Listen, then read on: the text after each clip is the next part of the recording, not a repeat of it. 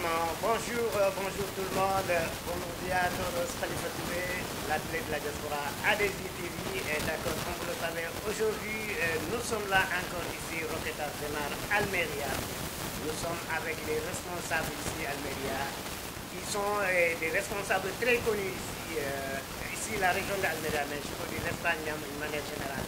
Donc c'est pour cela que nous sommes là pour aujourd'hui, pour discuter avec l'un. On va lui demander côté politique, qui est le responsable des PASTEF Almeria. Donc on va essayer de parler avec lui, pour discuter avec lui, pour les Sénégalais qui sont là, et surtout son parti aussi, et surtout aussi ce qu'il veut faire avec les Sénégalais. Ça, on en parle avec lui, c'est Chérif Tall. De l'autre côté, on a le grand Ataya, Gabriel Ataya, très connu, et quelqu'un qui est très connu ici, je peux dire. L'un des plus connus ici, les Sénégalais ici, côté associatif, côté des associations, la communauté sénégalaise, très proche à la communauté sénégalaise. C'est pour cela qu'on s'est déplacé aujourd'hui pour discuter, comme on dit, cadre immigré, pour que les gens puissent savoir Almeria, parce qu'Almeria, Almeria c'est une ville ici à Andalousie, Almeria est une ville qui a beaucoup de Sénégalais, presque 30 000 Sénégalais ici maintenant. Donc c'est pour cela, nous, l'athlète de la diaspora, on est toujours sur le terrain.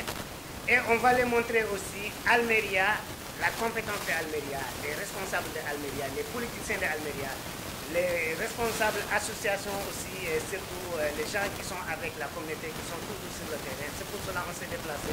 On va commencer avec Gabriel Ataya. Ataya, salam alaikum. Salam alaikum. maa ngi si jàmm Ataya nuyu na la. maa ngi lay fay di ñaan yàlla dawal émission bi ci comme il faut di nuyu waa Sénégal di baal na ñëpp bàyyi ma kenn di nuyu waa Sénégal yi nekk fii Espagne Almeria du ma ko fàtte ndax sama dëgg bi wax dëgg yàlla gannaaw délégation yaakaar naa Almeria mooy sama dëgg waaw di xaar nag ñu avancé ci débat bi. Ok, merci Ataya, on vous connaît très bien, on va bien avancer parce que ce qu'on va vous demander loolu xam ngeen ko fii Almeria ñëpp xam na Ataya moom ku wax Ataya il faut nga wax tamit ay symbole muy association fu mu nekk mooy koy gérer mooy responsable ànd ak gars yi bëri mais du loolu rek Ataya dafa nekk tamit ku xam Almeria ku xam immigration Almeria ku xam lu ñu wax intégration fii Almeria et ku xam tamit les difficultés surtout comme lu ñu wax les difficultés situation sénégalaise fii. Et l'autre côté ñu dem ci Chérif Tall. Chérif Tall mooy coordonnateur PASTEF Ousmane Sonko je peux dire les patriotes PASTEF. Chérif Tall mooy coordonnateur lui aussi on le connaît très bien parce que c'est un grand responsable il est avec la communauté sénégalaise mais pas seulement les patriotes mais sinon avec les Sénégalais ici. Il est toujours sur le terrain, donc il peut nous parler beaucoup de choses. Bonjour Chérif Tall. Et Chérif, on vous salue, l'athlète de la diaspora ADJ déplacé avec vous aujourd'hui. Vous allez bien quand même.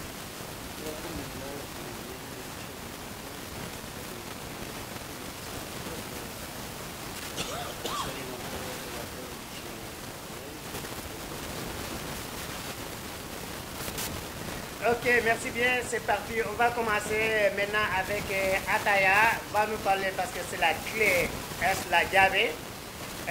On en parle maintenant en Wolof, comme vous le savez, au Sénégal, tout le monde parle Wolof, mais les gens parlent aussi mandingue, les gens parlent Diola, français, comme c'est le Sénégal. Donc, dinañ commencer waxtaan ak Ataya pour situation sénégalaise fii. Ataya, ma bàyyi la rek nga nuyu suñu téléspectateur sa télé la parce que toujours ñu ngi fii. foo ñu mandat rek ñu dem foofu foo ñu yoon rek ñu dem foofu foo nekk tamit ñun dañuy daw dem foofu sa télé la ma bàyyi rek nga nuyu suñu téléspectateur bi suñu directeur bu mag mooy Omar Ndiaye depuis Dakar nga nuyu Sénégalais ak immigré yëpp diaspora bi yëpp mais communauté bi yëpp ma bàyyi la nga nuyu téléspectateur bi. alhamdulilah di nuyu Omar Ndiaye di nuyu téléspectateur de ADJ di regretter nag inclinité mémoire Yamat franchement du ma xaw a métti dëgg yàlla avec comme ça wax nga li nga xam ne wax dëgg yàlla moom am leen am yow Khalifa am ADJ avancement immigré sénégalais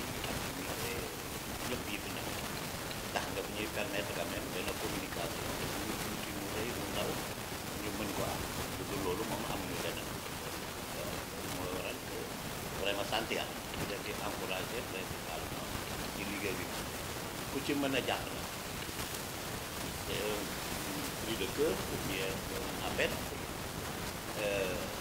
ku ci mën a jàpp bu fekkee ne war nañu mën a def benn apportation sax sénégalais bu nekk mu teg 1 euro pour ñu mën ko jàppale maa ngi ne sénégalais yi nekk Almeria principal jàppale ko wax dëgg yàlla dina doon lu ñu gën faudrait que aussi ñuy jëm a investir ci loolu indépendamment que nit ki muy def sax wax dëgg yàlla moom loolu laa pour wax téléspectateur yi loolu laa mën a wax auditeurs ñëpp di leen di gërëm ci leen xam wax dëgg yàlla sax.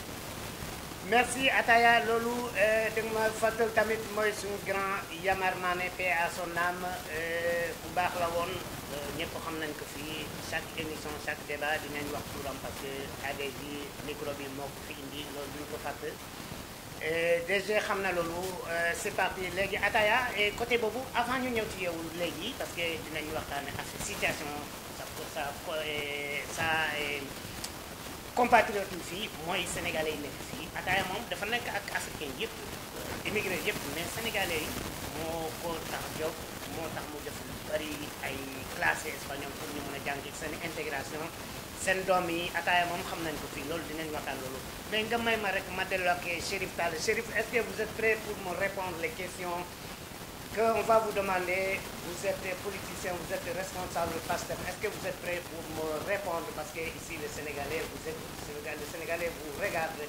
Les Sénégalais ici aussi, parce qu'il y a beaucoup de choses. Vous êtes coordinateur de pasteur. Est-ce que vous êtes prêt pour me répondre?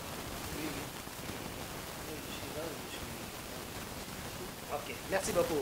D'accord, Chérif Tall, Ataya, ñu commencé ak yow Ataya nekk Sénégalais.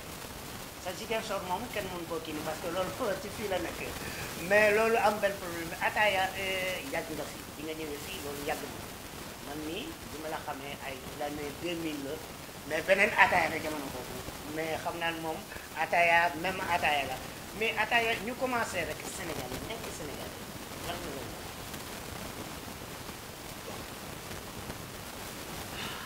Ouais, nekk Sénégalais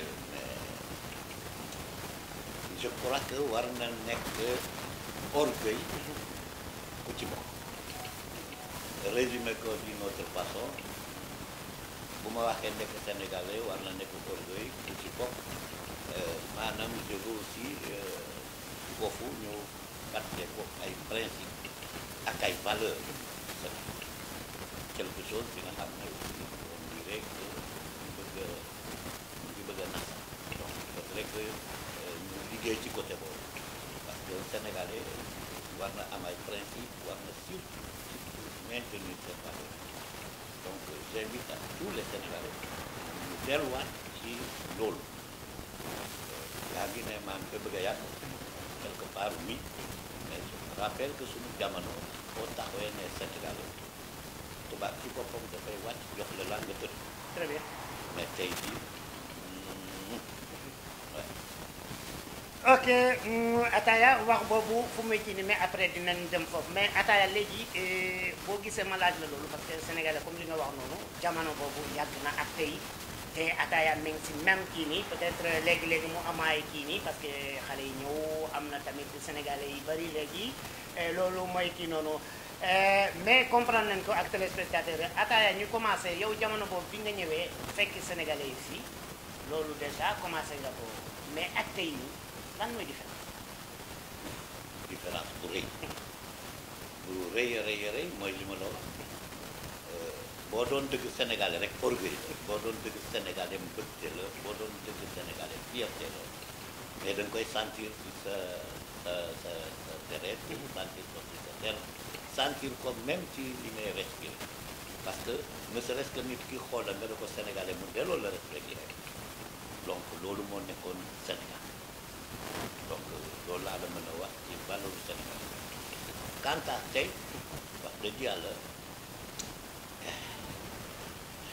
xaw na manqué je me suis posé naa ay questions yu bëri pour mën a xam exactement lu war a loolu mais on dirait que chaque année dafay gën a pire c'est-à-dire ñuy ñëw j'ai l'habitude di ne ñu ñëw rek ñoo gën a baax ñuy ñëw déwén ñun ñëw daaw ñoo gën a baax ñu ñëw ren mais loolu moom beneen affaire la bi nga xam ne comprendre bu ko léeg-léeg damay ne peut-être instruction civique yu réer maanaam Sénégal baaxee na éducation civique jàng xam lan mooy Sénégal woy hymne national ne gars yi sax fi mu nekk nii mënuñu sax hymne national alors bu fekkee ne même hymne national partagé wuloo ko mais sa hymne national la sa drapeau la sa éducation la parce que loolu moo tax réew bi yàq xaalis pour yàq loolu nag dafay mel ni je ne sais pas loolu moom dafa laaj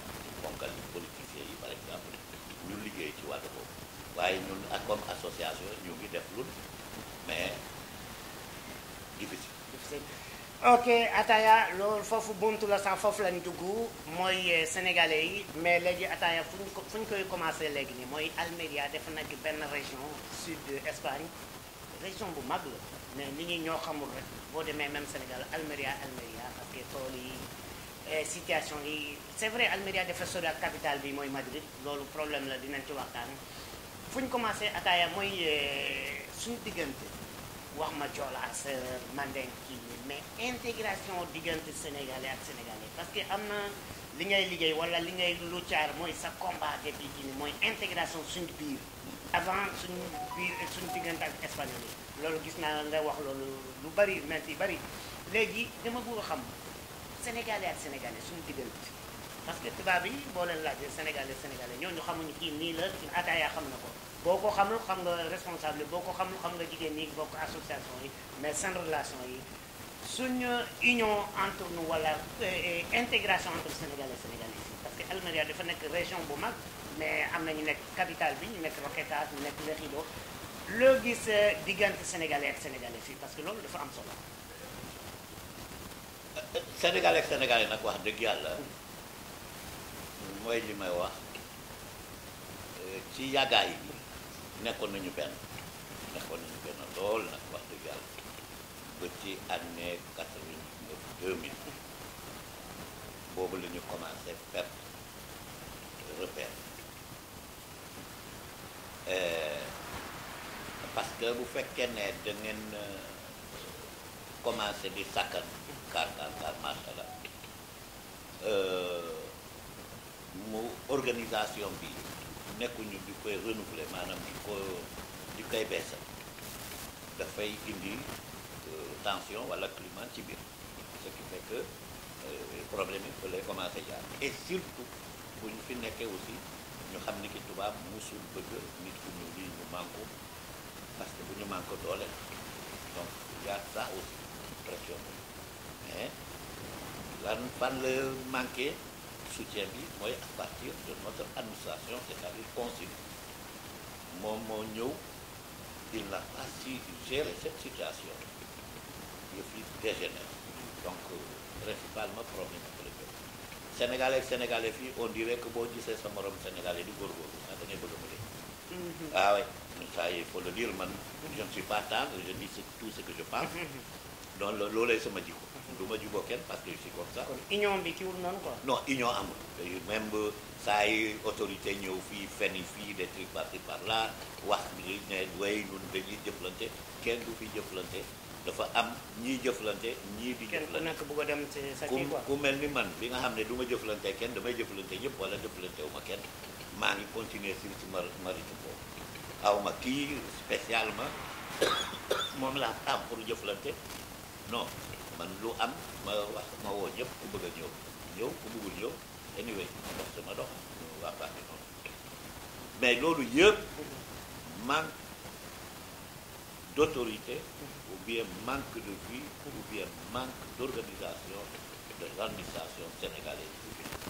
Avant l'arrivée des consulats, tout était bon.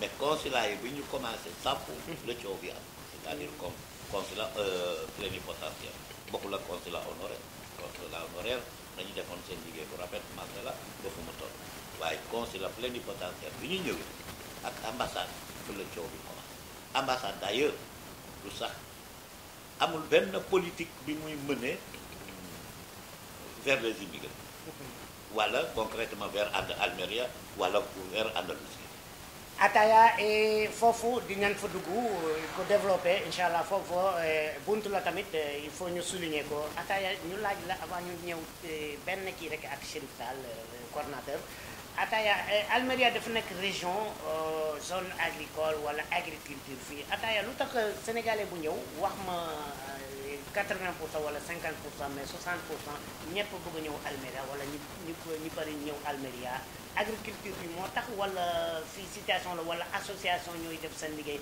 lu tax ñëpp Almeria fii dafa bari ay sénégalais ñëpp bëgg a ñëw Almeria wala Almeria moom dafa nekk région buy héberger sénégalais yu bari.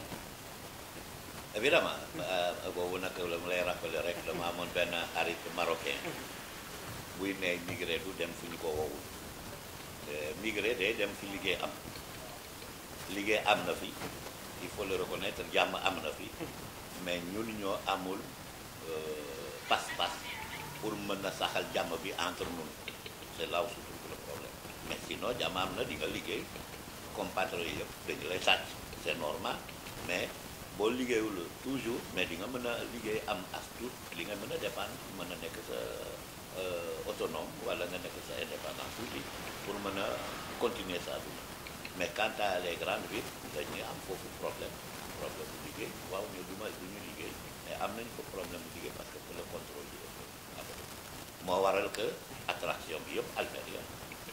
Très bien Ataya dinañ ñëw léegi loolu immigré bu ñëwee sénégalais bu ñëw toujours association yaa ngi fii comme yow ay Sambolo am na yeneen association loolu dinañ dugg mooy jafe-jafe sénégalais yi tamit am na kii bari ma dellu rek ak Chérif Tall Chérif vous êtes coordinateur du PASTEF ici à Almeria, politicien, les gens vous regardent, les gens aussi vous connaissent très bien, on vous connaît très bien sur le terrain. Chérif, on vous demande d'abord, vous êtes coordinateur. Tout d'abord, le premier jour de PASTEF, je ne peux pas dire le premier jour, vous en tant que coordinateur actuellement, nous, Sonko, on ne le connaît pas très bien, on le voit mais on ne le connaît pas. Nous, on s'adresse à vous. Les gens comptent sur vous parce qu'Almeria a beaucoup de choses. Les difficultés sont là toujours, l'affaire des passeports, il y a beaucoup de choses, les Sénégalais, ici, Madrid, presque 400 et 500 km. Chérif, je vous demande, vous, pour votre implication dans la politique, surtout PASTEF, c'était quoi? Le but, c'était pourquoi? Bonjour, M. Clé, pour votre pertinente question. Donc, moi, PASTEF, dès que j'ai vu le président Ousmane Sonko, c'était vers 2017 à Boris. Donc, je l'ai écouté, j'ai apprécié, j'ai analysé, j'ai vu que vraiment c'est quelqu'un pour changer le Sénégal. Donc, comme lui seul ne peut rien faire, on a l'habitude de dire ce que li benn personne man ñaari nit ñoo ko donc c'est ça quoi. Donc lui seul ne peut rien faire, donc il faut avoir des collaborateurs, des partis de responsables. Donc je voulais, de cette instance, je me suis dit non, vraiment il est fidèle, il est loyal, et en tout cas il a toutes les qualités. Il faut changer le Sénégal. Donc pourquoi pas nous, bien que nous ne sommes pas au Sénégal, nous sommes en dehors du pays, mais nous pouvons aussi collaborer à lutte. À partir de ce moment-là, j'ai appelé au Sénégal pour m'intégrer dans le PASTEF. Ils m'ont mis en rapport avec une dame qui était notre coordinatrice avant, c'est LR Gate, qui était à Canaria. Donc elle aussi m'a mis en rapport avec Forêt. Et puis à ce moment, on a créé le PASTEF Almeria. Ça fait plus ou moins plus de 10 ans. Puis la PASTEF, c'était pour accompagner le projet du président Ousmane Sonko, c'est de faire sortir le Sénégal dans tout ce que nous sommes, tout ce qu'on avait vécu dans le passé. Tout le monde a vu maintenant avec le nouveau régime, Machallah, les choses sont en train de changer bien, même on a vu avec le problème du Covid là, combien d'argent les policiers sont en train d'arracher dans la main des voleurs. Donc tout ça, ça fait partie du projet parce que nous avons promis la souveraineté du moment sur le peuple. Donc tout ça, ça faisait partie de ce qui m'avait motivé d'intégrer dans PASTEF. Merci Chérif Tall, la diaspora sénégalaise Almeria. peut-être ça nous préoccupe un peu les difficultés du Sénégal, parce que la diaspora est 15e région, mais ce qui nous donne beaucoup, ce que nous pensons toujours, c'est Almeria. Je crois que votre motivation aussi, c'était pour Almeria, pour aider les gens ici à Almeria. Donc ça, on voit toujours, il y a toujours des difficultés, parce que le Sénégal a commencé les changements, comme vous venez de dire, les milliards. Mais ici, les gens sont là, ils regardent toujours les passeports pour aller jusqu'à Madrid, les difficultés. Quand Chérif s'est intégré maintenant PASTEF, est-ce que vous pensez toujours d'aider les patriotes, les Sénégalais ici à Almeria? Parce qu'on voit beaucoup de choses. L'idée, c'était pour aider aussi et pour changer les choses à Almeria. Pas pour changer à Polda ou bien Ziguinchor, ou bien Tambacounda, ou bien Dakar, mais ici à Almeria, parce qu'on voit beaucoup de choses. Est-ce que Chérif pense toujours à ça pour changer les choses à Almeria? Parce que les difficultés toujours, continuent toujours. Oui, sûrement les difficultés sont là. Notre responsable actuellement au niveau de l'Espagne, l'honorable Philippe Manet, il est au courant, on parlait souvent à ce problème-là. Donc il est au courant, il a transmis ce message-là à des personnes responsables qui sont sablés à ce problème-là. Lui, il est au courant, moi je suis au courant, donc Tata, il est au courant, vous êtes au courant aussi. Ce n'est pas seulement Espagne, le problème des passeports, c'est vraiment dans la diaspora. Mais Inch'Allah, les solutions viendront. Ils sont en train de tout faire parce que comme c'est un nouveau gouvernement, un nouveau régime qui est là, ça ne sera pas facile de changer. Tout le monde président, comme on l'avait dit la fois de l'administration. Il y a l'administration, l'État sénégal est toujours là. L'État haïtien, l'État de Macky Sall est toujours là. Donc il faut du temps pour pouvoir changer tout ça. Et sinon, moi, personnellement, même hier, j'étais dans les difficultés, Dieu le sait. J'ai mis beaucoup de personnes en rapport avec les personnes que je connais. Le cours de connaissance que j'ai au niveau du consul, à chaque fois, je suis sollicité par des gens parce que c'est une chaîne. Si on dit la politique c'est une chaîne. Le président son corps, Bachir de Maïfa, en haut, en bas, on descend jusqu'à nous. Nous sommes responsables. Donc je ne suis pas la seule personne, le seul responsable ici. Atta, bien, ce n'est pas de la politique, mais il joue un rôle très, très, très bon. Je suis en train de beaucoup faire. En tant que vous aussi, comme journaliste, je suis en train de beaucoup faire. Donc si les gens me consultent, ce que je peux faire, c'est de consulter ceux qui sont au-dessus de moi. C'est comme ça que ça se passe. Mais Inch'Allah, si Dieu veut, tout ça là, ça va être des histoires dans le futur. Chérif Tall, ok, ça c'est bien aussi, mais on vous demande le contact proche aux compatriotes ici. Parce que souvent, la politique, il ne faut pas qu'on se trompe. On vous voit souvent et avant les élections, ou aussi s'il y a les contextes politiques où il y a quelque chose, on vous voit toujours, pas seulement vous, mais votre proximité, votre contact même avec la communauté sénégalaise. Et comment ça se passe actuellement, pas comme avant les élections, mais maintenant, parce que les Sénégalais, pas seulement Roquetas de Mar, Almeria capitale, mais les Sénégalais sont partout, la région d'Almeria. On vous demande le contact et les difficultés, ça vous donne quoi, les difficultés toujours. Mais le contact d'abord. Oui, j'ai un bon rapport avec tout le monde. Comme moi, je suis une personne très ouverte, tout le monde le sait. Je suis quelqu'un aussi qui aime blaguer, qui aime s'amuser avec tout le monde, donc je suis ouvert. Et mon âge aussi me le permet parce que je suis un problème avec personne. Almeria, quand tu dis Chérif Tall, ils vont te dire, ah, machallah, c'est un bon gosse, il n'a pas de problème. Je salue tout le monde, même si je suis là, donc ça, tout ça, ça compte. Je n'ai pas de problème avec personne, les gens, j'aime tout le monde, les gens m'admirent, je sais. Tout le monde ne peut pas t'aimer aussi, ça c'est vrai. Mais, alhamdulillah, le rapport ou le contact avec les Sénégalais, machallah. Tout ce que je peux faire, s'il s'agit de travailler, ou d'envoyer des gens au travail, ou de chercher des gens pour qu'ils travaillent, tout ça, alhamdulillah, je suis en train de faire tout ce que je peux. Des fois, en tout cas, je suis trop sollicité, Dieu le sait. Donc, ce qui nous manque un peu, c'est le rapport qu'on doit avoir avec les autorités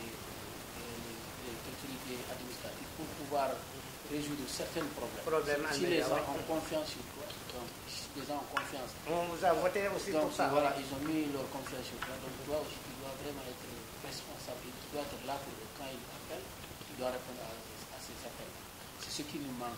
Mais, comme je te l'ai dit, ce n'est pas facile. Nous venons de prendre le pouvoir. Ça ne sera pas facile, mais il faudrait aussi être disponible à chaque moment quand il faut l'appel. Parce que des fois, il y a des problèmes que moi, je ne peux pas résoudre. Donc, je suis obligé de nous baser sur lui. Lui aussi, il est là pour ça. Chérif Tal, et ça c'est bien aussi, on va essayer de développer là-bas aussi. Fodé était à Barcelone l'autre jour, il n'est pas arrivé à Almeria peut-être, il était ici, mais ça, c'est un autre cas, c'est un autre qui, on va essayer de parler de ça. Chérif, depuis lors, quand les élections sont passées, vous avez gagné, le parti a gagné, le président et les législatives aussi. Est-ce que on voit qu'on peut voir quelque chose de remarquable ici à Almeria, ou bien la diaspora espagnole, ce que PASTEF a commencé à faire? Parce que les gens écoutent toujours. Maintenant, il y a des gens qui nous demandent maintenant, un an maintenant, au pouvoir, donc il faut avoir quelque chose. Parce que toujours, on n'entend rien à la part des consuls à Madrid. Et les situations sont là toujours. Qu'est-ce que PASTEF a fait, ou bien qu'est-ce qu'il a l'intention de faire, qu'est-ce que vous voulez faire, ou bien qu'est-ce que vous avez commencé à faire depuis lors? Vous savez, depuis que l'élection est finie, le président il avait demandé d'arrêter de faire des cellules et tout. Donc, depuis là, on était un peu calme, tranquille, pour observer comme tout le monde. Et maintenant, les activités ont démarré. Moi, j'envisage d'organiser une soirée qui va prendre le nom, je ne sais pas s'il sera honoré notre député ou le président ou le premier ministre, je ne sais pas. En tout cas, on va essayer de faire quelque chose bientôt, Inch'Allah. Nous sommes en train de travailler sur ça. Et avec ça, on va essayer de réunir le maximum de Sénégalais pour leur expliquer vraiment, nous, notre intention au niveau d'Almeria. Parce que PASTEF, quand tu dis PASTEF, c'est PASTEF Espagne. C'est trop grand. Il y a beaucoup de sections au niveau de l'Espagne. Donc, nous, ce qui nous concerne, c'est Almeria. Almeria, quand tu regardes, on tourne autour de 30 000 à 40 000 Sénégalais. Donc, on a eu beaucoup de nouveaux venants. Moi-même, il y a un député qui m'avait consulté, il y a son frère qui est de l'autre côté, le centre. J'étais allé là-bas, ça fait pas 3 jours. Beaucoup de gens qui sont dans les centres, ils doivent être libérés. Donc la majorité viendront ici à Almeria, à Roquetas, précisément. Donc vraiment, il faut qu'on se mette ensemble, les associations, pour pouvoir organiser quelque chose et voir comment intégrer ces Sénégalais-là. La potentialité qui est ici à Almeria, c'est énorme.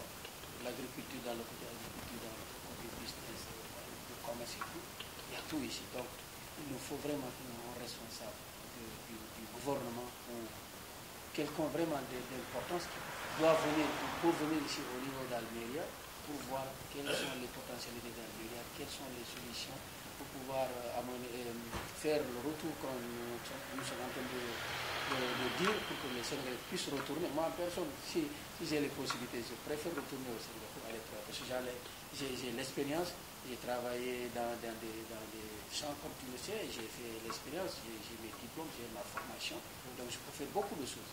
Et il y en a plein comme moi, comme mon cas. Donc dans ça, il faut qu'il y ait une ouverture vis-à-vis d'Almeria pour pouvoir régler certains problèmes, surtout le problème de l'emploi au Sénégal. Il faut que notre autorité vienne ici, soit le ministre de l'Agriculture ou ministre du Travail, qu'ils viennent ici, qu'ils s'enquillent le cas d'Almeria, les Sénégalais, comment ils sont ici à Almeria, et la potentialité qui est ici à Almeria, pour pouvoir transporter ça au Sénégal. C'est ça mon souhait, quoi. Voilà, ça c'est l'objectif. Chérif Tal, avant de retourner avec Ataya pour parler un peu des associations, le rôle des associations, les responsables surtout des associations, on a vu beaucoup de présidents. On a vu beaucoup des associations, mais maintenant, les associations aussi, ça, il faut qu'Ataya nous parle un peu de ça. Mais avant ça, vous êtes toujours à Madrid, contact avec le consul qui est là-bas. Je crois que c'était l'ancien consul. Les gens nous demandent aussi toujours que le nouveau consul, quand il vient, est-ce qu'il n'est pas venu, est-ce qu'il est là, mais vous êtes là-bas toujours. Est-ce que vous voulez en parler aussi des difficultés d'Almeria? On a des gens ici, Ataya le sait mieux que nous, parce qu'il a des jeunes qui viennent ici pour faire la classe espagnole ici, les gens sont là pour déplacer jusqu'à Madrid. Ça continue toujours, c'est difficile. Jusqu'à Madrid, de presque 500 km. Qu'est-ce qu'il est en train de dire? L'ancien consul est toujours là-bas, le saluer en passage, parce qu'il est toujours là. Mais on a même entendu qu'il y aura un autre consul, le nouveau consul. Mais toujours, les gens écoutent, nous, on nous demande. Mais entre vous et le consul qui est là-bas, qu'est-ce qu'il vous a dit de l'affaire d'Almeria, toujours, les difficultés? Et qu'est-ce qu'il pense et qu'est-ce que vous êtes en train de négocier, vous êtes en train de travailler à Madrid pour diminuer les difficultés des Sénégalais, des compatriotes ici. Surtout, il y a des femmes aussi qui se déplacent, comme vous le savez mieux que moi. Si un enfant, bébé est né ici, avant d'avoir les passeports, il faut aller jusqu'à Madrid. Ça, c'est très dur, Chérif. Je crois qu'il y a des gens qui vous ont voté, choisi de vous donner leur confiance pour ça, parce qu'il y a des femmes qui nous ont parlé ça, et les élections déplacées escamades, ça c'est très dur. Qu'est-ce qu'il dit le Conseil et qu'est-ce que vous êtes en train de négocier ou de faire quelque chose avec le Conseil pour diminuer les difficultés des Sénégalais ici? Si tu peux me dire ça. Comme je l'ai dit tantôt, j'ai dit, moi personnellement, je ne peux rien faire sans nos supérieurs. C'est-à-dire, comme je te l'ai dit, c'est une chaîne.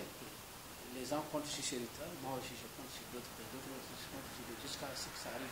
Mais c'est vous le responsable des Sénégalais d'Almeria? Oui, je suis le responsable d'Almeria. Ouais.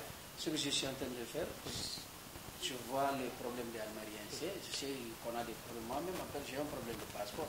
Mais je te dis, ce n'est pas seulement en Espagne. Le problème des passeports, c'est au niveau de la diaspora. C'est très récurrent. Donc, on ne peut pas le régler du jour au lendemain. Mais ils ont en train de tout faire. Même à l'Assemblée nationale, l'autre jour, l'honorable Fodé, il a défendu le projet. Il avait même dit qu'il est vraiment, maintenant, si les gens le voient, ils lui demandent monsieur passeport. Parce que vraiment, tellement il a défendu le projet là, comme en Espagne, on a ce problème aussi. Ce problème est trop récurrent. On ne sait pas comment résoudre ce problème-là.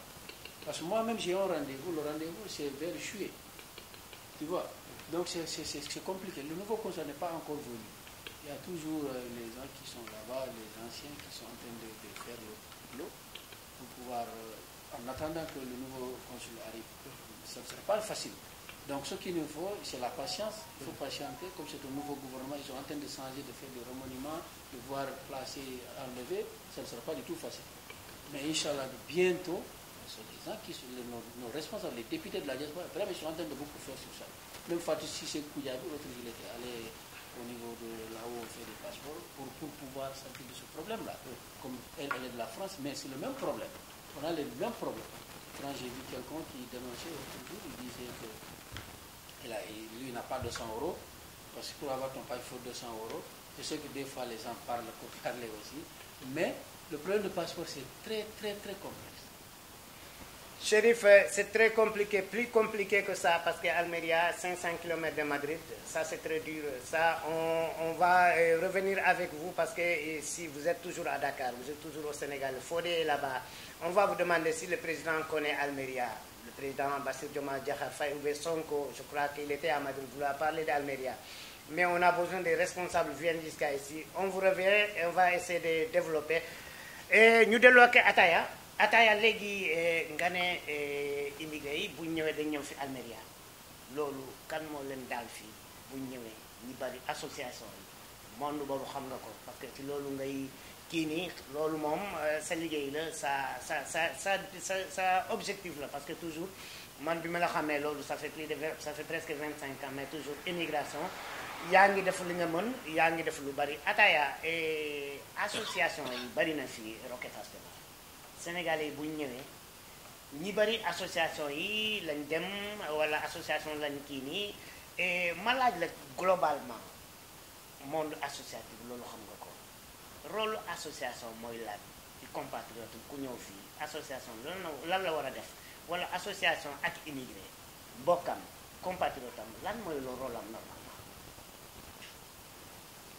Khalifa laaj nga ma question bi nga xam ne il faudrait que ñu laajte pratiquement ñëpp ñuy jiite association yi ndax xam nañu rôle ak fonction association bu dee dañu ko teg ci li nga xam ne concept boo leen associé c'est pour certains objectifs ou certaines fins bien déterminées te principalement ci fin yooyu dafa ñëw acogida maanaam accueil ñëw ci soutien maanaam non seulement da ngay accueillir nit ki mais aussi da nga koy soutenir ñëw ci orientation ñëw ci formation ñëw ci qualification évidemment parce que loolu mooy rôle association lan moo tax association yi du ñu doxe noonu ndax ñi fi ñëw ku jekkoo bàyyi du jàppale yaa problème ku jekkoo bàyyi nit day ñëw sa am loo dara nga jàppale ko du ñëw dagg carte du delloo njukkal mooy waral association lu ñu bëri ñuy dégager responsabilité beneen phase association beneen tournure association mooy ay nit ñuy jël volonté di recevoir ñi ñu xam wala bu ñuy étudier cas ñu jël ko encore y a eu des exceptions parce que booy bu ñu ñëwee arrogance totale manque de respect aigu loolu moom la ñuy jànkonteel moo waral problème bi fi mu nekk nii c'est super difficile boole beneen volet mooy que bu xale yi bu ñu ñëwee fi mu nekk nii yor seen protection internationale nee na am na kayit mu ngi liggéey signé le contrat yow mun loo ko wax dara mu yëg sa kaw da ngay jàppale nit ki mu ñëw amul fu muy dal nga dalal ko mu liggéey bu jotee